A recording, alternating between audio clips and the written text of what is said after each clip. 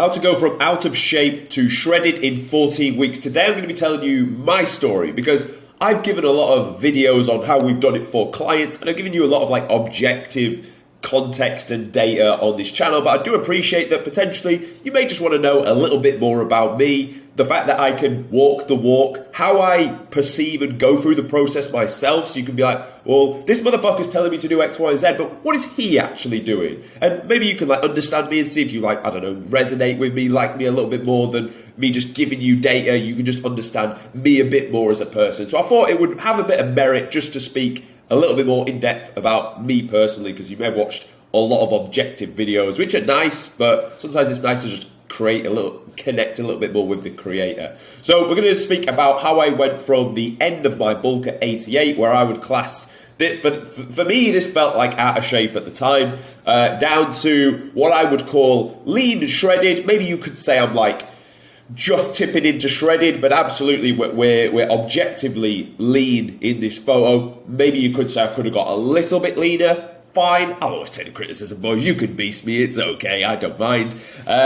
But we're going to discuss this here. So for context, this was taken last November the 1st. I was in the Middle East on a contract at the time, and this photo was taken here in February, I believe, sometime in February, the time frame was 14 weeks. So it was basically from 1st of November, 14 weeks later, just got to Mexico, played El Carmen before we wrapped up the end of the cut there. So for context, this was the bulk from the previous year. So this is me in Dubai, I believe around about January the 1st. So January the 1st, I was inside out peeled, like next, that is like objectively shredded. There's not an ounce of fat on me here, but also we needed to put some serious tissue on. Like I was happy with the shreddedness, but when you put a t-shirt on me there, couldn't even really tell that I lifted that much. And I just want you to understand, when you go through that initial recomp phase, that diet phase, you're gonna have to go through that process.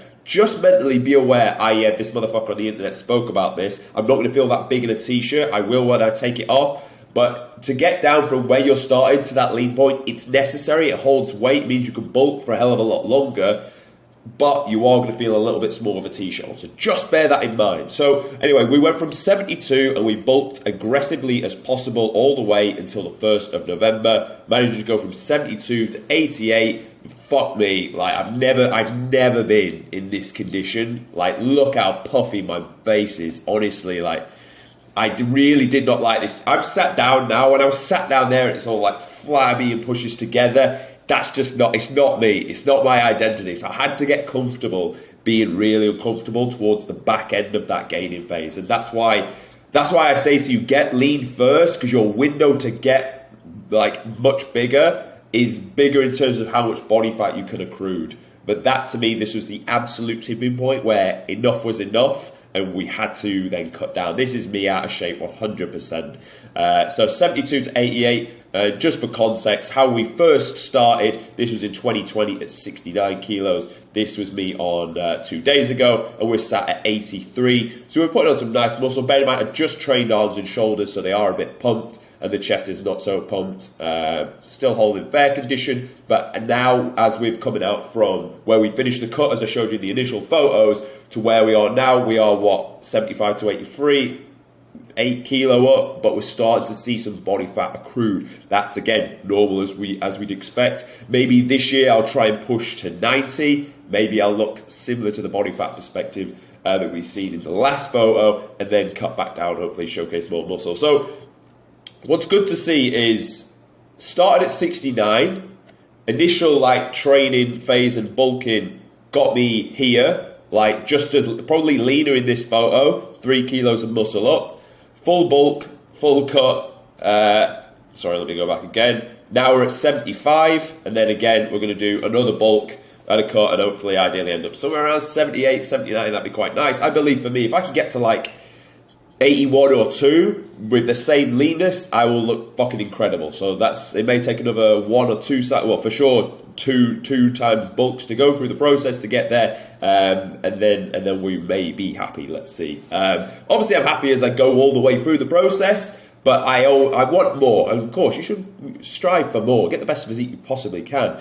But just know you're in this for the long game. As soon as you commit to physique development, that initial recomp, you'll be happy when you hit that point, but you just want to always aim high and have something that you continue to work for. Like, as men, if you're watching this, we strive to develop ourselves year on year. This is just a byproduct of it. You're going to continue to develop yourself year on year, and physique development just comes as a byproduct of that. So if you're new to the channel, welcome. My name is Tom Sergey, as you can see from the handle below, and I run the Gorilla Platoon. This is a physique transformation group where we do body recomposition, the art of losing body fat, as we can see, and gaining muscle. And then obviously you will then, now these guys are in the prime position to go into, like I'm doing now, a long gaining phase. Some of them needed more aggressive fat loss, some of them just need a recomp. But that's essentially what I do. If that's something you're struggling with and you think I'm a credible person and worth listening to, you'll have the option to get in touch with me on Instagram or book a call, and we can chat if you're fit for the program. That's the only plug I'm going to do of my service today. Now let's give you a fuck ton of value. Because my promise to you is, if you follow the advice that I give you in this video, you will get shredded. For two reasons. Number one, I'm going to give you the process. Points 1 and 4 I've highlighted with an asterisk because they are probably the most important, and the center 2, the 2 and 3 points, they are like math. You follow the math, you will get the result. It's fucking that simple. But 1 and 4 will supplement the math because I appreciate we're human beings. We're human beings, and human beings cannot just run off objective data. We actually, the world is subjective, we are subjective. So if we don't fix 1 and 4, the data is irrelevant. So number 1, the mindset that you will need to do this fast. So I'm going to explain why I can just knock this out quite fast. And hopefully if I can drop the penny in your head for this, you'll be like, yeah, this makes sense. And you're going to need this as you go through the process. The same with number 4, how to overcome the constraints. Because you can get the plan, but life will happen to you. Things will come up. I'll explain what came up for me during my dieting phase. Even I fucking live and breathe this shit. Things will always come up. How do we deal with them? How do we jump back on if we came off? Because ultimately that will always happen. So it's no good me just saying, this is how to set you up and this is how you make progress, and just give you those 2 points. They're nice and they work, but ultimately if we don't fix number 1 and we don't have solutions for number 4, you will not get to the goal as quick as you could, and maybe not at all. So that's 1 and 4 is where the real weight comes in to this video, and hopefully they're the key takeaways that you take away from this video. Because you could find the information across the internet, absolutely. The information for you to get shredded is out there in abundance, I'm sure. And how to make progress week on week is, again, it's all part of it. That's out there for sure. Where I think more light needs to be shed is on number 1 and number 4. So we will roll straight into that. So the reason I can do this fast is because of this line here. There is a term called a hot, cold rock line. I've spoke about this before on the channel. If you're returning, hopefully you like the idea and the concept of it. I'm going to try and nail it home again. If you're new to the channel, then I think you're going to enjoy this concept. When the penny dropped for me with this, I really, really liked it. So your hot, cold rock line. This is if I threw you on hot, cold rocks, you would jump off as fast as you can because it's fucking hot and it's fucking uncomfortable. Now, for me, my hot, cold rock line for the amount of body fat specifically, because remember we're going for out of shape to shredded in this analogy. So my hot, cold rock line for my body fat amount is 8 to 10%. Why is it? Well, honestly, if we go all the way back to fucking this weasel dick, I've always had a 6-pack. I've always been lean. Bearing in mind, this guy was 8 years in the military at this point here, running around with a Bergen on his back, up and down hills, leading platoons of men, training platoons of men, getting paratroopers fit to pass the test that we have within the British Army known as P Company. And I'd summited Mount Kilimanjaro at this point. So I was an athlete. I was an absolute athlete. I was a fucking skinny athlete nonetheless. But I was an athlete. So I'd always had a tight midsection. So if I go from always having a tight midsection to looking like this, I am very uncomfortable. I'm very dissatisfied. So that means my hot cold rock line, where for some people this is their hot cold rock line. This is them comfortable. For me, I am in a state of serious dissatisfaction And what that really means is pain. I'm in a state of pain where I look in the mirror and I'm not happy and I'm not content with myself. Now, that's okay to feel like that, and that's normal. You will have a hot, cold rock line where once you hit that point, you will get off it as fast as humanly possible. And the reason I was able to drop the weight so quickly, or let's not say quickly, because dropping body fat takes a certain amount of time each week, but the reason I was able to stay adherent to it to get to the plan so quickly is because I was severely dissatisfied. I wasn't fucking depressed, obviously, because I knew I could drop it quick. I knew it was part of the process. I could look at things from a wider perspective. But I understand that it's just part of the process. It's what needs to be done. But I wasn't happy. Okay, so I was very dissatisfied. Now, the problem most people have is their standard, their hot, cold rock line sits at 18-20% body fat, and they're not okay with it, but they kind of are, or they've really done something about it. Picture this now: you have your level of income. I think you will have a certain number where, fuck me, you will not let it drop below that, and if it does, you will move heaven and earth to get it back to at least the standard. The same will go for how clean your place is that you stay in. Above a certain dirtiness, you will down tools and you will clean everything in here. You'll mop it, you'll sweep it, you'll fucking go around all the surfaces, you'll pull the bed out and get the dust from under there that's 3 months old, and you will gut the place. The same will go for your haircut. The same will go for even the standard of people and like men and women that you hang around with. You have a standard, a hot, cold rock line, where below that is uncomfortable. You will jump off that line and back to your standard as fast as humanly possible. The issue is that most people's standard is not 8 to 10% body fat. But there's no reason why it couldn't be. It's your hot, cold rock line, your standard is a reflection of your self-image and how you see yourself. So if your standard is 18%, that's just because you think, oh, well, I'm only worth an 18% body fat physique. When you're not. I know better than you. You are no worse than me. We're two human beings that were granted this thing called life. You have a birthright to look however the fuck you want, whatever you deem to be high standard, but in this objective world of getting shredded that we're speaking about here, you obviously want to get to 8 to 10% body fat, or I'd like to think you would have clicked on this video, but let's hope so. So you want that for your standard, and that could be your standard, but you have to physically tell yourself that is going to be your standard. Let me just draw you something to really hammer this home.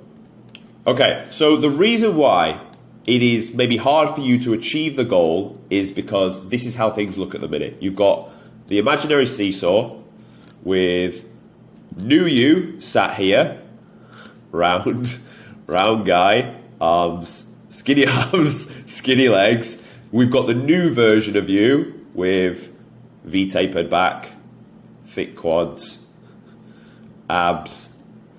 Fuck me, I'm awful at drawing, but we of course we have a go. Okay, thick arms and a strong mindset. Yeah, raw. Okay, this is the new version of you. This is the old version of you. And the reason why it feels like you're swimming upstream if the water flow is coming down this way and you're trying to swim back up is honestly it's because your habits over the long period of time have made you like this. The habits you need to become this guy are like very few and far between. So another way I'll describe this is you've got two baskets. You've got the basket of the old you and the basket of the new you. And inside the basket you've got rocks, and the rocks denote your habits. So let's say this basket here is filled with loads of rocks, so many that it's fucking bundled together, and this here has like 1 or 2 rocks. This could be you've always got up early, and that just gives you more time in the day. You don't drink fucking fizzy Coke drinks. That's one you're here. But in this basket here, you've got the fact that every weekend you go to the pub and drink with your friends. Not that that's inherently bad. I'm just using it as an analogy that like the athlete that you want to become probably isn't going to do that.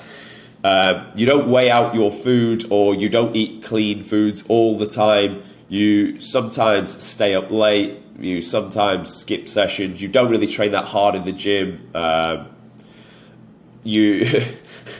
you decide sometimes to have like a dirty meal out, and these things just compound in your habits over time. So when you try to get to this guy here, the balance is so far in this direction because you've got all the old habits weighing you down. Now, because of your old habits and then how you see yourself, everyone around you is now going to act accordingly. So your parents will see you as this kind of fat kid loser that's just out of shape. So now they will be like, oh, well, here's your dinner. And it's fucking chicken nuggets and like all this shit.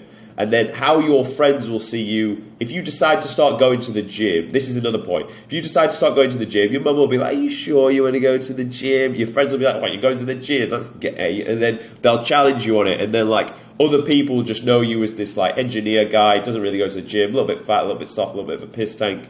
And then the rest of like the way social media perceives you is also in that way. So you've got your old habits weighing you down. Then you've got other people confirming your identity that are relative to your habits. So of course it's going to feel like you're swimming upstream to try and get to that goal. Of course, when I tell you to just raise your hot coal rock line, that's going to be nigh on fucking impossible. You probably like the analogy and it makes sense. But for me to just go, raise your standard, that's not going to resonate with you. And I appreciate that. That's why I explained this analogy. So how do we fix this?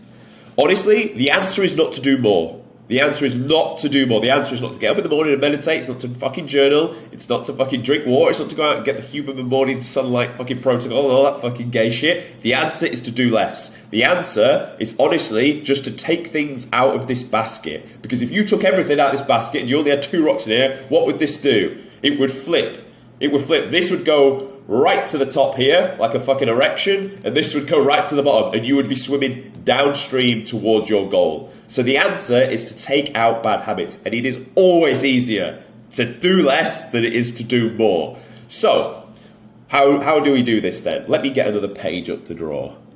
So the first thing you would want to do is to audit your day. So this means you do this tonight, pull up your iPhone notes page, write out everything that you need to do tomorrow. That's the first thing you're going to do. Because now you objectively know I need to do this, and this. They have to get done. Put a time frame next to them because then you can actually see it. And I know, like, sounds like work, and it is work, but let's be honest, if you want to change your mindset and get to the goal, then you're going to need to follow this. And I appreciate we're 17 minutes in, and you've not even been told what fucking calories you want to eat. I get this, I get it, but honestly, this is important. This will save you fucking years of swimming upstream. So just invest in the video and follow the process. So script out what you need to do tomorrow the night before. Now you can objectively look at that list. Now, if within that list, you have not wrote down eat bullshit food. You've not wrote down go to the pub with friends. You've not wrote down play video games. You've not wrote down watch Netflix.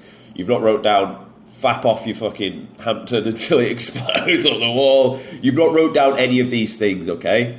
So you know what you objectively need to do tomorrow. Now, this is where it gets uncomfortable and hard, and you're not going to enjoy doing this, but it needs to be done, and do it once, and then you can remove everything. Work out the things that are holding you back in life. Work out all the bad habits that you don't like that you do about yourself. And honestly, there may be 5. 2 of those may be the longest levers that if you pulled those back out, you would have more time, you would get rid of the bad habits, and therefore develop the new self-image of you. We need to create a new self-image of you for you to allow yourself to grow into the person that you need to become, okay? So one of the longest levers might just be not going on your phone for 2 hours before bed and going to bed early. If you do that, honestly, that will have a significant impact on your ability to drop body fat. If you sleep better and more, you will make it easier to drop body fat and build muscle, because it's the opposite if you don't sleep that much. So if you did that, that would help you. If you decided to cut out processed foods and just decide, right, I'm only going to eat clean foods. That's not adding something in. No. We're taking away. We're eliminating crap from the diet and just sticking to whole foods. That should be more simple. We're simplifying a shopping list at this point. That could be spending less time on the internet. It could be like little things like not going on your phone before when you wake up in the morning. So you just get up, you hydrate, you shower if you probably should shower if you sweat it out. and don't go on your phone. Just try and, the answer is what you shouldn't be doing, because what you shouldn't be doing means what you should stop. What you should stop is mean what you take out, and this will give you more time back. Objectively, if I was to set up a camera on you for 24 hours, even after you've said to me, I don't have time to do X, Y, and Z, I would love to know the amount of minutes I could fucking congregate and to just be like, here you go. Are you proud of the time you spent here? No. And let's be honest, there's a fair amount of fucking time that you're wasting on horse shit. Let's be honest. And do you know how I know this? Because even I, at this stage, that live and fucking breathes this shit, if you did the same to me, there would still be time that you set up that you could say, you could have done more with this. And I agree. And it's something I am also working on together as well. I know I can speak like this because I know the younger me would have benefited from this. I know younger me, we could have clamped all this time together and gone, stop doing this, stop doing this, stop doing this. Look how much more time you've now got in your life. Okay? It's not about adding more, it's about taking things out.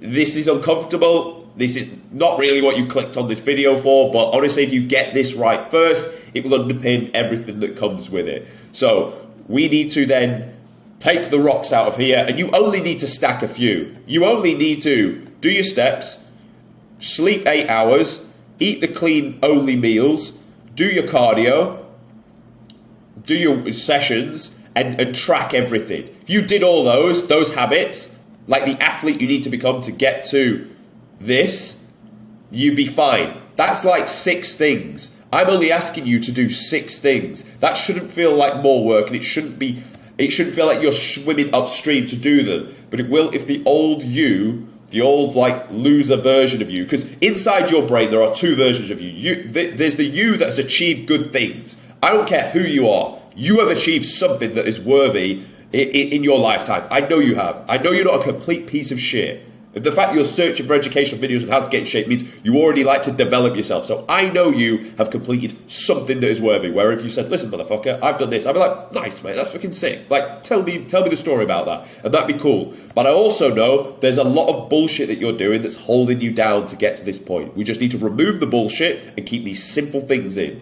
Getting in shape is simple as long as you have clarity on how to do it. Swing the balance, swim upstream, get the V-taper back, move the hot coal rock line to your new standard, and then once you've done it for fitness, guess what? You do this for every other area of your life, and before you know it, you are just a man of high standards. And that's why you always obtain the goals that people are like, wow, that's really good. And you're like, this is just my standard, motherfucker. This is just who I am. Because at the end of the day, you really get more life. So you may as well live it in a really high standard. So I hope the penny has dropped with that, because honestly, if you do this, obviously, step 2 and 3 are going to be easy, aren't they? Of course they are. And it'll even make step 4 just as easy as well. So, enough said on that. Let's then look at the objective.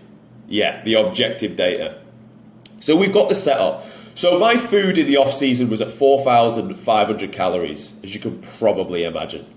Like, I was eating like a fucking horse. I've always had a good appetite and burned calories like a bit of a furnace. So, food was high. Now, 8,000 steps and I wasn't doing cardio. We started on 3,600 calories. Is that the calorie amount that would have got me shredded all the way through? No, but when you're starting, you need to understand where you have been at, and then from there, you need to just pull back. Now, you can be quite aggressive with the initial drop, but then don't go like really, really low. So for me, if I was to do this from my calculator, 18% body fat, 3,000 is my maintenance, but I was at 1,500 calories over that. So then we had to go to 3,600, and then we came down, and for the majority of time, and I know me personally, I can get shredded on 2,050 calories, 2,800 pretty much. That is like my amount. If I stick to that, I've done this twice now, I know I can get very lean off the back of that. So we started on 3,600, but then we pulled it down as we went through. Now, just quickly, let me do this for you, because cool, it's nice to hear my story, but I always like to work things out for you. What I want you to do is you have your photo from the front, and you're going to compare it to this photo here to work out your body fat percentage. Okay, so let's say, for example, you are 20%. You know your scale weight. Let's say for you, you're 85 kg, you're 20% body fat, you've got a lean mass of 68, an RMR of 1883, then you need to work out how active are you.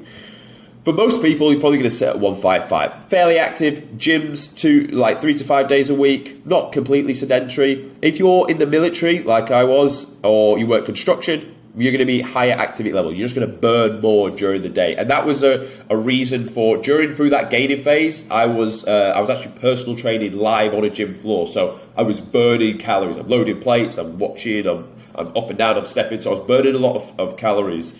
So that's why food could be high for me.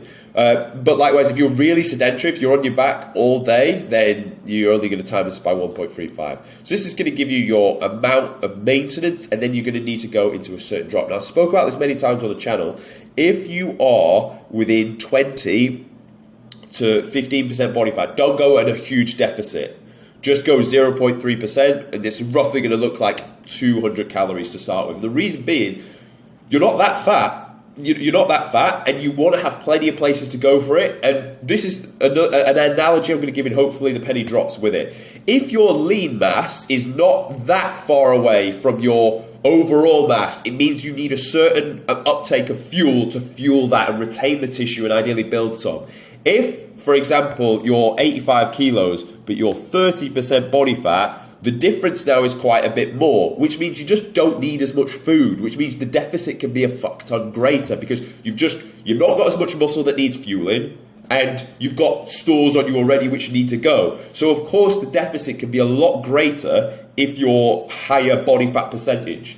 Always remember that. So going back to our initial setup for our guy, if you're within 20 to 15, go 0.3.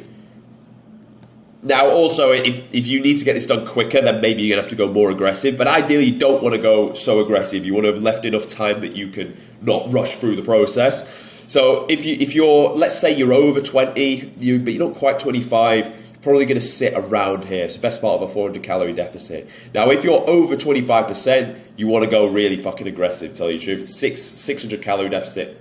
Absolute minimum to start with, and you can rinse that out for a while. Now if you need to remove a real shit ton of weight, then just diet down for best part of 20 weeks, and you might need a diet break to rebalance, get the metabolism back up firing with a bit more food, and then go again from that point down to the 8 to 10% body fat. I know this video is meant to be about me and how I did it, but I always like to give this is what you should do when setting yourself up, because that's what you're going to take away from the video as well. So we started on 3-6 and we just layered it down. I'll come on to how we made progress in a minute. The training split I follow, and I still follow to this day, and I believe is the best one in terms of building an aesthetic physique. I hate the term best and what's right and wrong. It's not really black and white in this, but this is what I like and works well for me. Push, pull, legs, rest day, chest and back, arms and delts, and then another rest day.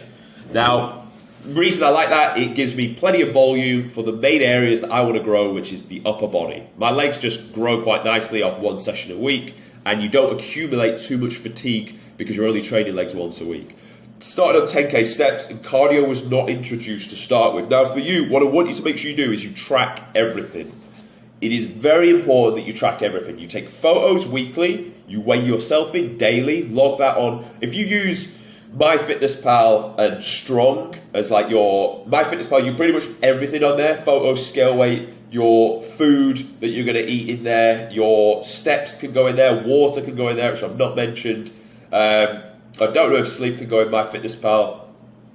You could write that on your notes page or something. And your workouts can go in an app called Strong that you can then review the data. But the point is, track everything. The reason why is because how we made progress is data will drive decisions. So what you need to do is look at the data objectively on a week-by-week basis. You're going to firstly compare the photos side by side. In the beginning, you're not going to see that much change, of course you're not. But as you get leaner and leaner, visuals are critical. This is what we did.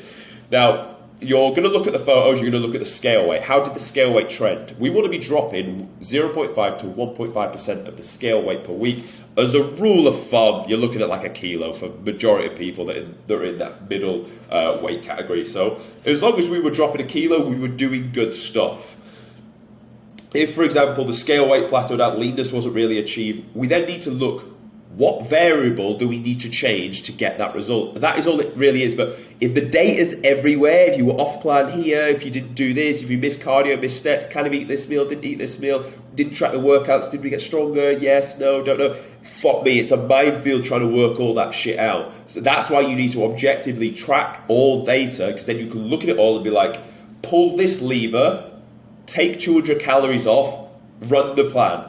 What response did we get? Oh, we dropped again. Perfect. Rinse and repeat that. Or, we want to keep food high. Add cardio in now. 20 minutes daily. Heart rate 120 to 130 so we don't accumulate fatigue.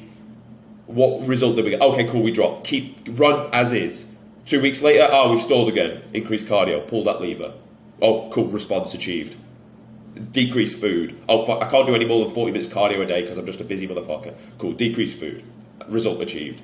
That's what you need to do. Like, you can make this really simple, and it can be simple. It's a case of pulling levers of input and output to get the response from the body until the body stops responding and you need to then make a change again. But if you don't track the data, you will never fucking know if it's right to make a decision or not. And that's what will slow you down. That's honestly what will slow you down. If you can't objectively look at the data and make a decision, then you're going to make a stupid decision. It may be the wrong one, and then it just adds 2 weeks onto what you were trying to do. So you can see now with the right mindset of just ticking off the non-negotiables day after day, because that's all it is. You just need a mindset to follow something all the way through, focus to start the goal and finish it to the end, and then track everything. Now it makes it easy to just make the decisions in the data. You've set yourself up correctly because you've objectively looked at your body fat, your scale weight. That's give you an output set of metrics. You've objectively looked at your physique and thought, where do I want to fucking grow? What's the priority? And this is going to be it. I've done quite a few videos on this exact training split, so if you want to know like how to, like what it actually entails, there's a video called best workout routine to follow, and it's on the channel, and that goes into it in more depth. Cardio is pretty simple that we spoke about, what to do and how much of it, and then this is how you're going to make progress. Now, the last thing that will trip you up will be constraints of life. Like, let's be honest, who here likes to go on dates? Whether you're married, whether you're single, it's all the same. You should all go on dates either way. So you're going to need to do this. So how do you navigate this? Well, first of all, establish, do you need to drink, yes or no? I'll be honest, I didn't drink any alcohol for the whole time I was on this plan. I appreciate that's not something that everyone wants to do. I don't really like drinking that much, like the odd, I can't even figure the name now. Frozen margarita. I'm here in Mexico. They had one of them. Yeah, quite nice. But do I drink once a week? No, not really, to tell you the truth. I just don't really like it. It just feels like poison to me. I've never been a big drinker. I've never been inside out paralytic. I just can't do it. I feel sick before I get to that point, so then I stop. So establish, are you going to drink alcohol? If yes, okay, cool. So what can we have then? You're looking at vodka, gin, or tequila. The one shot is around about 100 calories. So if you factor that in, and obviously you're going to go for a 0 calorie mixer to go with that, just factor in, right, this is my overall target for the day. How many of these can I have? Bearing in mind you want to keep protein high. You want to make sure you hit your protein target non-negotiable. Then factor that in, and then the rest you can fill with your carbs for that given day. Or if you're going to eat out, do the same. If you're on a date night, most likely you're going to be the one choosing where to go. So choose somewhere that you can make your life easier in terms of what food you eat and can you objectively track it. Do they have the calories? But just bear in mind, if they have the calories, like take it with a 20% pinch of salt, because obviously they don't weigh each meal out every time and say, oh, it's this many calories. No, they did it once, and that person might not even work there anymore. So like, it's not going to be so accurate. So pinch of salt with that. Bear that in mind. Choose where it is you're going to go, or you're going to have food, but it's just numbers at the end of the day. If you're going to eat out, it's not a problem. Like, I'll tell you now, I messed up twice in the whole time. Once was actually on a date. I had some sushi, couldn't really quantify it so much. So what did I do the next day when I messed up? Bearing in mind, hot cold rock line, I'm an athlete, I need to fucking fix this. Well, I just pulled some calories from the next day. And lo and behold, the next day I actually wasn't really up anyway, but I decided I'll just pull a meal out from the next day, and that's the price you have to pay. If you want to go and do something on a given day, the next day you have to pay that price. Unless you already factored it in like a sensible individual, then you're going to have to pay the price. But ultimately, don't decide you can't go on dates because you're dieting, because you'll fucking stop dieting as soon as possible, because your drive for human connection is a hell of a lot more in your like Maslow's hierarchy of needs. I think human connection will probably trump how your physique looks. Generally, depends if you're like married and shit, or if you have a girlfriend that you've been with, that you're around all the time. If you're single and you've got a chance to go on a date, but you're dieting, and you're like, oh, I can't do this, you're going to end up sacking the diet off. I know. I've coached many people. I know what it's like. So just expect you are going to go on date nights. This is how you get into it. Plan ahead. Be in charge of where you go. Try not to drink, but if you are, again, just factor it in, and that's how you stay on plan with that. Very important you address that. Don't let it come to you and fuck you in the ass, because ultimately then you just have to pull from the next day. Travel.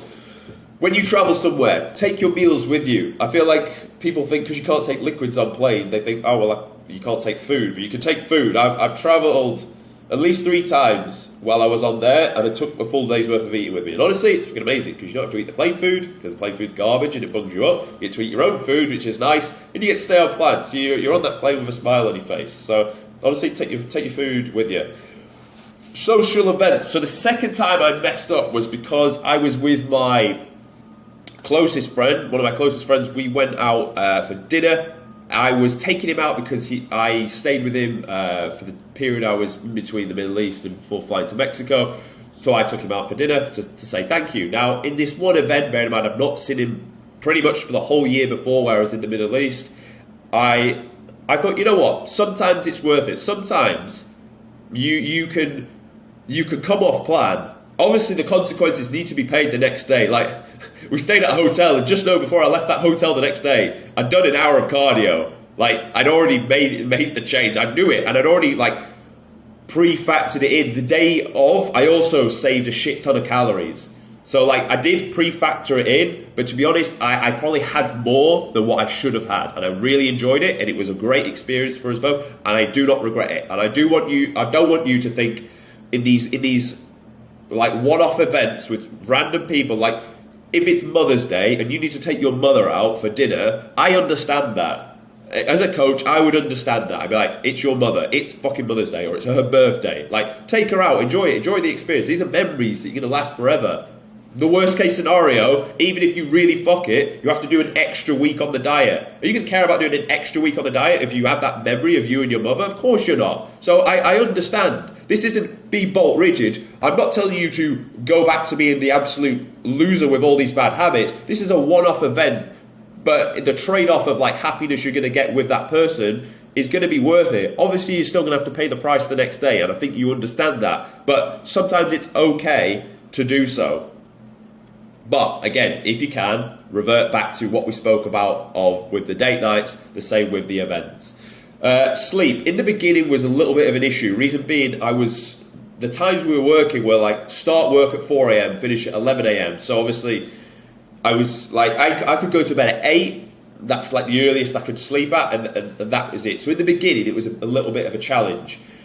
Now, conveniently, obviously, I finished there and then transitioned back, and now, obviously, I just sleep as much as I want. So the importance I spoke about this of sleep is, if you're not sleeping that much, don't expect progress to be swimmingly, because if you only sleep 4 or 5 hours a night, honestly, like, poor sleep results to gaining body fat, not dropping it. It results to losing muscle, not building it. So, like, you grow in your sleep. If you've slept well, if your cortisol's not running through your fucking veins, you're going to find it a lot easier to drop the body fat versus if you haven't slept that well. In the event here, I was actually just supplementing a 2-hour nap in the afternoon. Is that the right thing to do? Honestly, I felt a lot better for it. You may not think it's that cool and sexy for me to say I had a sleep in the midday as a fucking aggressive young man, but honestly, that's what I was doing in order to catch that back up. You may not have that privilege. In the event you just can't sleep more, honestly, it's just an issue that you're going to have to deal with, and it means progress is going to be slower. What can you do to sleep better? Honestly, I think 2 things. The temperature of the room. If you're too hot, you're not going to sleep that well. And the brightness of the room. If it's so bright, I mean, I can sleep in a bright room, but not everyone can. You're going to need a darker room. Fix those 2 things. Don't go on your phone like just before you go to bed with the blue light blasting in your eyes. And I think your sleep will be a lot better. I don't want to give you so much wishy-washy. I'm just saying this is what a constraint we had, and that's how I got round it. Is it going to work for everyone? Not always. So we spoke about what I did if I messed up. I paid the price the next day with more cardio, or I pulled from food, or both, if that is what's needed to be done. But life will always come up to you, so we need to plan ahead, okay? Take the meals, get them prepped, ready for the travel. We need to plan ahead that we're going out, where are we eating, what are we eating, are we drinking alcohol? In the event that we do mess up, then we know we need to pay the price the next day to fix that. So that is everything I have for you in this video. My promise to you was that by the end of this video, if you follow this advice, you will get shredded. You know, first of all, how to set it up. You know how much food you need to be eating relative to your body fat and your scale weight and the macros that will spit out. Now, one thing I've been doing for the guys recently, because there's been a lot of love on this channel in the comments, is they would send me their photos and scale weight and I give you like a quick action plan off the back of this, like a loop video. It takes like 2 minutes, so I don't mind doing it. How we made progress, that's one of the most important parts, because I can tell you your exact proteins, fats and carbs from my calorie calculator relative to body fat, but also many calculators online will work that out. And initially, as long as you're not really fat, as a rule of thumb, 1 gram per pound of body weight will work. 20% of the overall calorie intake for fats, rest is for carbs. You're going to need to weigh yourself for the week anyway on that initial amount of food. And if you don't see that drop, then you're going to need to make the change. So in terms of the setup, nice and simple. In terms of how to make progress, drive decisions, data drives decisions, pull from the levers. But honestly, the main value in this video was found in the mindset you need and then how to navigate the constraints. So following all that together, that is how you will get shredded. If you're not already, subscribe to the channel right now. If you want to work with me personally, book a call or send me a message on Instagram. And yeah, thank you for watching, and I'll see you tomorrow.